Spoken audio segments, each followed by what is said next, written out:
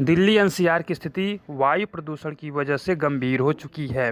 वायु गुणवत्ता सूचकांक यानी एयर क्वालिटी इंडेक्स अधिकांश इलाकों में 440 से ज़्यादा हो गया है। सुबह मॉर्निंग वॉक करने वाले लोगों को सांस लेने में प्रॉब्लम हो रही है। इसी के साथ साथ लोगों के आंखों में जलन की समस्या का सामना भी करना पड़ रहा है।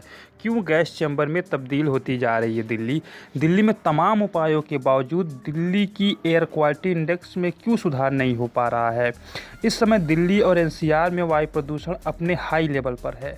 वैसे तो दिल्ली में वायु प्रदूषण साल भर खराब ही रहता है, लेकिन जैसे ही अक्टूबर नवंबर का महीना आता है वैसे ही दिल्ली का वायु प्रदूषण का स्तर अपने उच्च लेवल पर पहुंच जाता है तथा दिल्ली को गैस चैम्बर जैसी स्थिति में तब्दील कर देता है।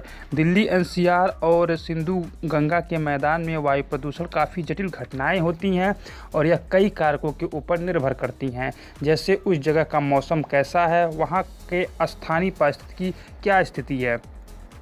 दिल्ली में वायु प्रदूषण का मुख्य कारण वहाँ के औद्योगिक इकाइयाँ हैं तथा घरेलू कचरा होता है, जिसमें मुख्य प्रदूषक के रूप में शामिल PM 2.5 व PM 10, CO2, carbon monoxide, chlorofluorocarbon, ozone, sulphur dioxide और फिर सीसा है, जो उत्सर्जित होकर वायु में शामिल हो जाता है।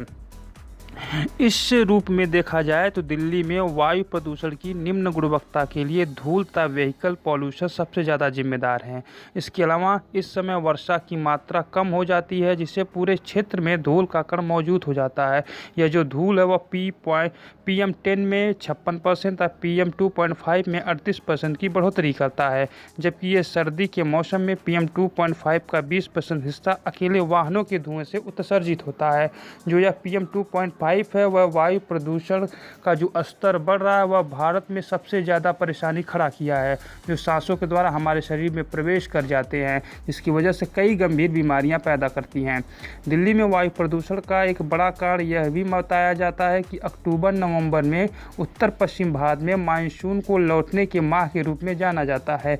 इस समय जो हवा है उसका रुख पूरब से चेंज होकर उत्तर पश्चिम हो जाता है। फिर उत्तर पश्चिम से आने वाली इन हवाओं के साथ अफ़गानिस्तान, पाकिस्तान तथा राजस्थान से धूल मिट्टी आती है, जो दिल्ली तथा उसके आसपास के क्षेत्रों में फैल जाती है।